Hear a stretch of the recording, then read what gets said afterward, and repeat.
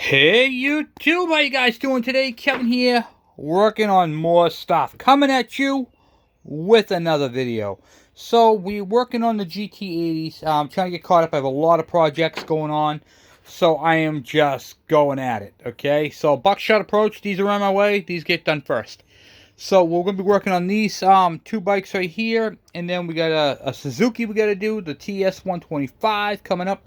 So we got to be working on that pretty soon. Just waiting for some stuff for that.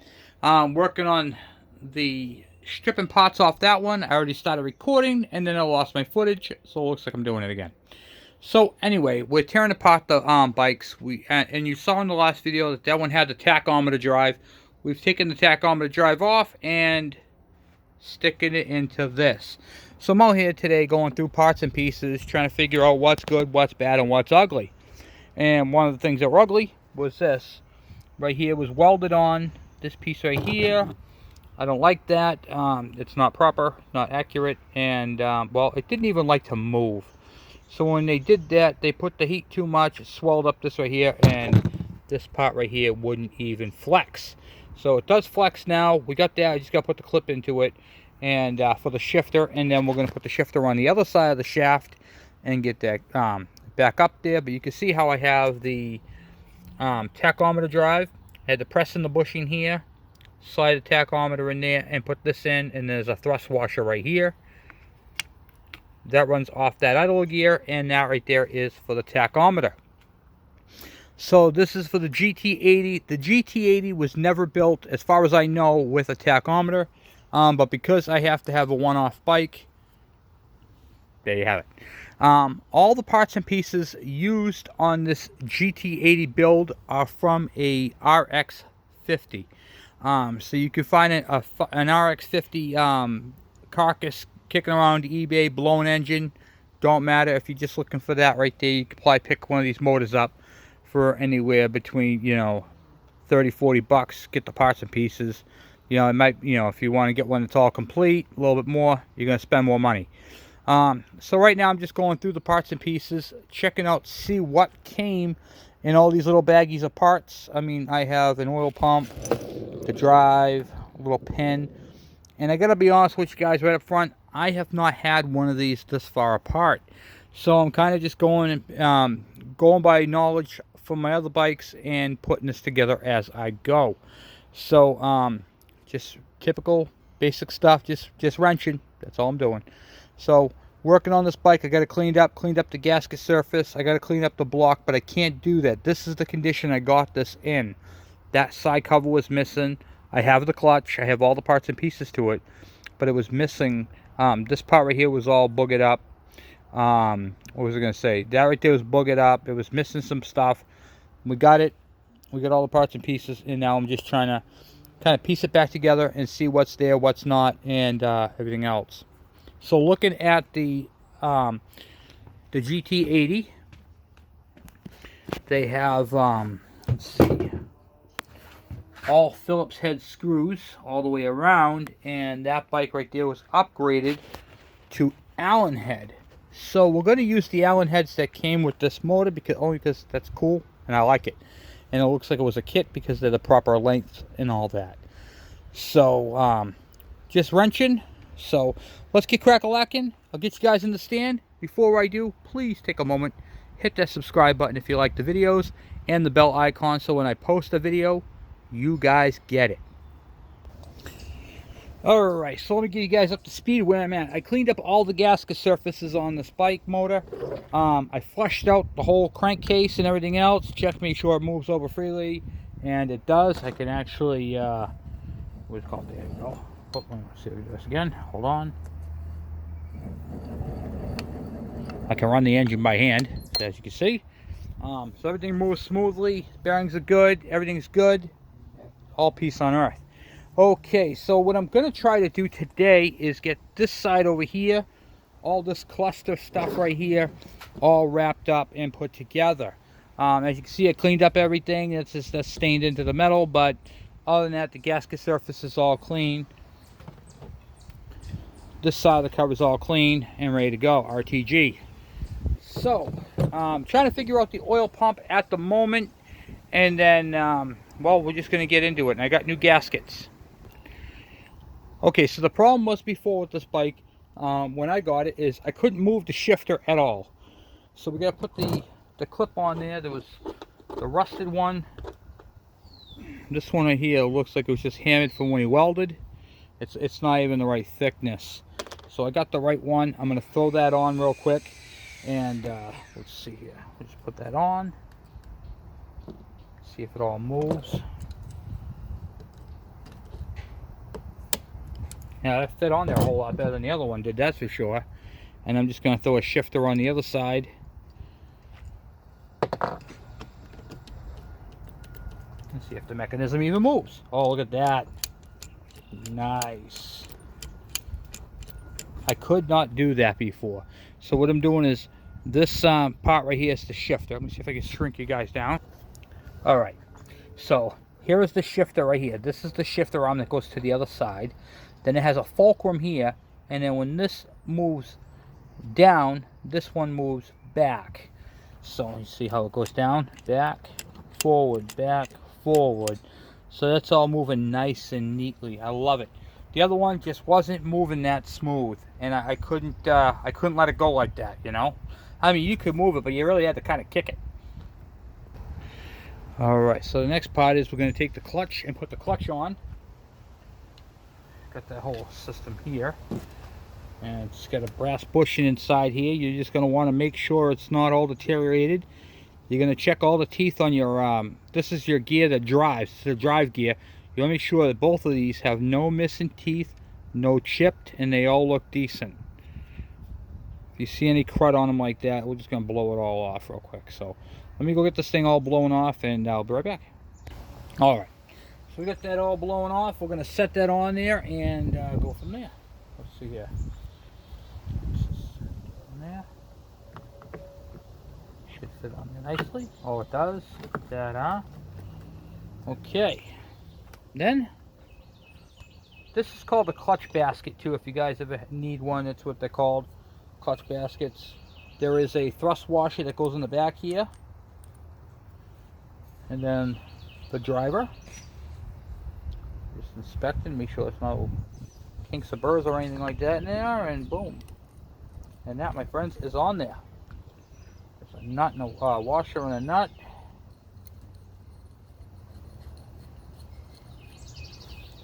And then I'm just going to zap that on. There's no keeper to it, which is kind of weird. Alright, so I zapped that on there with my little M12 impact gun. Zapped it, tightened it up nicely. Make sure it all works good. Then you have your plunger right here. That's for your shifter. Make sure you don't forget that. That activates the clutch. Then I got my springs.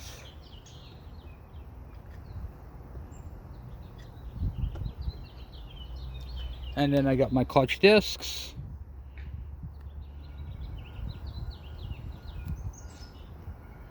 And all that. Everything looks alright. Nothing dramatic. I'm going to wipe these up and then reinstall them.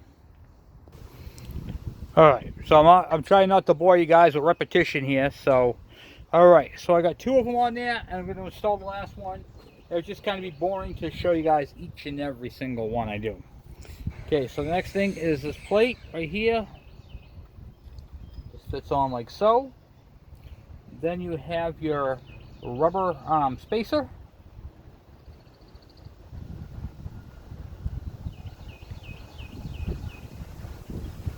And then the other disc. And that is all there is to it. So you have to repeat that same step I just did all 3 times. Once again, do not forget your plunger. Then your pressure plate.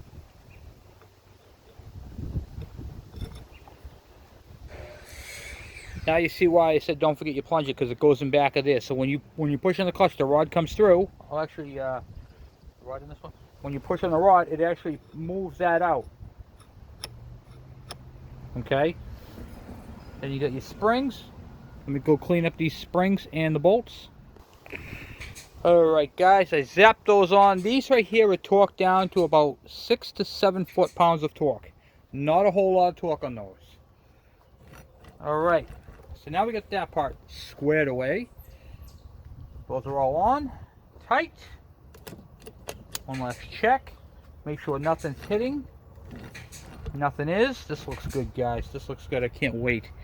And then we got to mess around with the oil pump because we got to put that on next. Alright. So I have never done an oil pump to one of these bikes. So this is all new to me. So I'm going to take, this is the side cover off the RX50. And this would fit this machine. It's all scratched up, but it would fit. I can make it look a little different. So, I don't know. Do I do with the factory one? Do I do the RX50 one? I'm going to go with the factory one because it looks a little bit more vintage. Right there. But the black one is pretty cool. This will fit your bike. It is the same cover. It'll fit right on this motor and have plenty of clearance. However, I don't know. I'm kind of torn between the black cover and the white one. I think that would look better with the red. Do I do the same thing we always do, or do we change it up, make it personal? We have to make this thing personal. I have to go clean this cover up. I'll be right back. Alright, so we got the cover all cleaned up. I was going to use the original cover. I can't. I just can't. I know this one has some paint flaws with it, but I can easily touch that up. I just think this is really, really super cool. So, and it's got a different type of cover up there. It's unique, and they don't all have the same thing. So, to look at it, it's basically the same, but I do want to install this whole system into this one. Why? Because later on when I go to use it, I want to make sure that it's all complete and has everything I need. So to install that, let me blow you guys up here. All right, hopefully you guys can see this. All right, so we're going to take the shaft, make sure there's no debris on it, make sure it's nice and clean, and then on the back here we're going to have to put some grease. This cover right here will be going into a what do you call it there? A big baggie. I use the freezer bags, so it'll be all set to go. RTG. So this right here slides right through like so. Nope, that's not correct. That slides right through like so. All right, it's supposed to be a spacer. Where's the? Oh, there's the spacer. All right, we have a spacer right here. Need the spacer first. That goes in the hole right here. Okay. Nice to fit in nice and tight.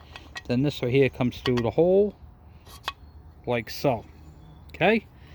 Then it pokes through on the other side. Okay, sorry about that. So it pokes through on the other side. Goes like that. This is your driver right here for your oil pump. On the back side, looks like that. You're going to take a flat washer. These are thrust washers. You can see there's a shiny end right there, and then there's a dull end. Shiny end goes down because right there is what it was riding on. Then we're going to take this here pin. There's a little pin right here. This goes through the hole like so. And then we get the gear. You take your gear, stick your gear on with the pin in between. So it's all the way in. And it will let you if it's not, because it has to be perfectly centered that, okay, the pin is all the way in. Then the other washer, the flat washer, goes on this side like so. And then there is a clip.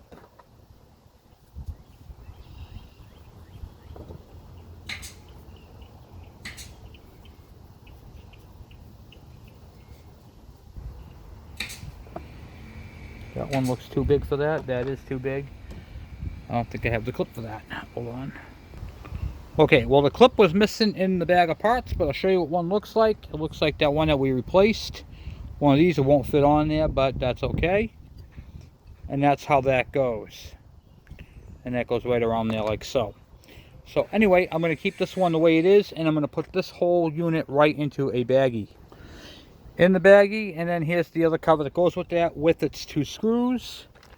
We'll throw that all in there as well. RTG will label this and use that for another build at a later date. Alright, so let's get back on this. So this is all ready to go. It's supposed to be a baffle up top. I believe goes like this. Just like that. Okay. And we have that part all ready to go. And don't forget to put your grommet in. This is for your oil line.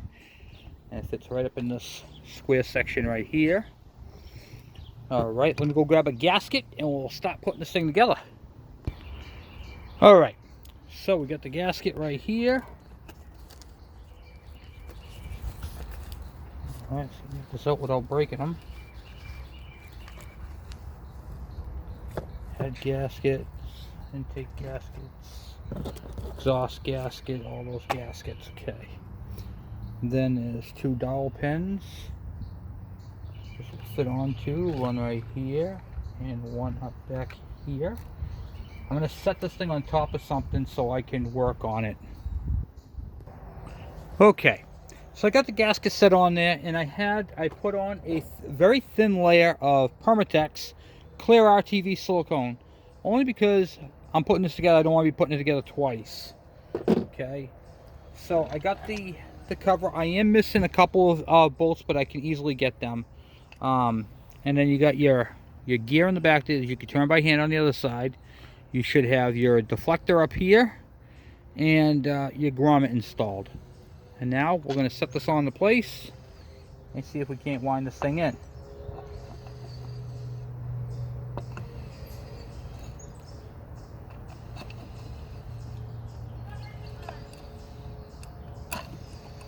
You're going to want to turn this back and forth because it's a worm gear. So what that means is instead of the gear teeth being straight, they're at an angle. So you kind of got to screw it into it. Tap it in. See if you can start setting screws into place.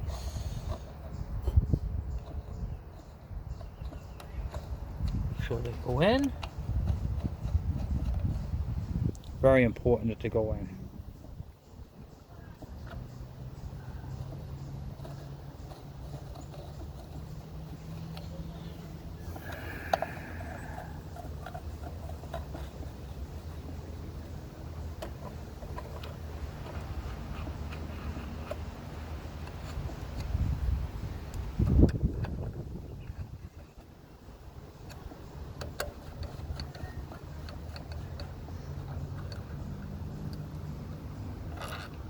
That's where the long screw went, okay.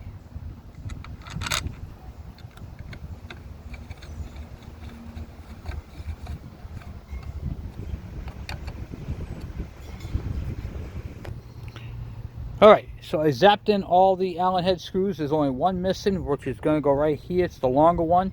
So I'm going to have to go ahead and match that up. Not that big of a deal. Easy peasy lemon squeezy. So the next step, that we got this all together, we need to put an oil plug. And let's see, and we got to get the oil pump on.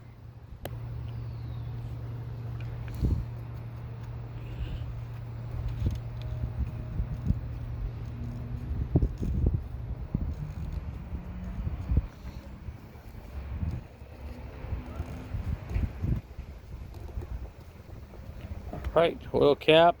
I gotta put a gasket on that, and then for the whatchamacallit there, pump. Alright, set the gasket on there. Just make sure you always replace the gasket and make sure your gasket surfaces are clean.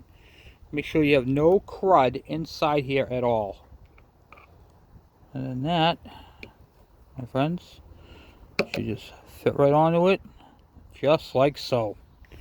And then what we'll do is we will take a couple Phillips head number 2s and put them in there.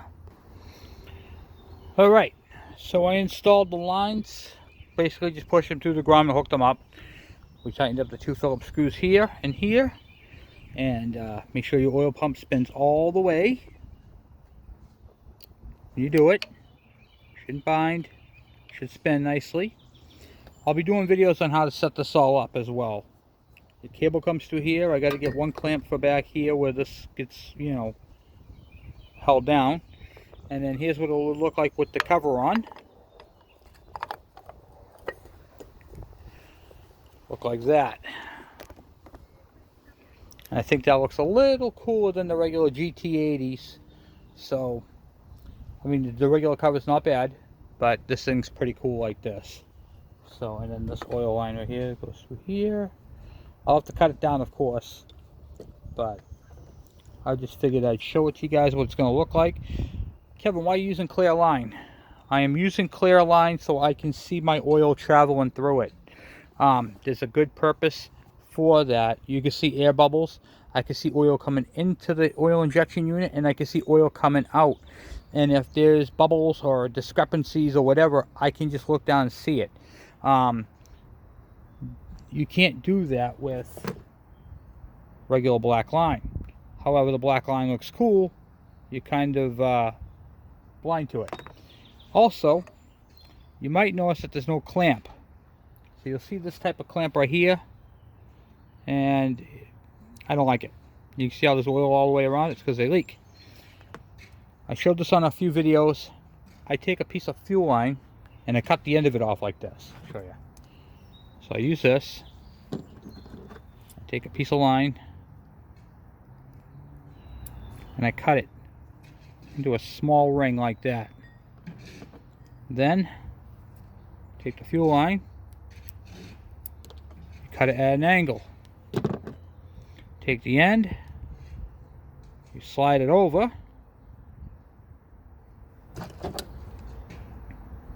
your pliers,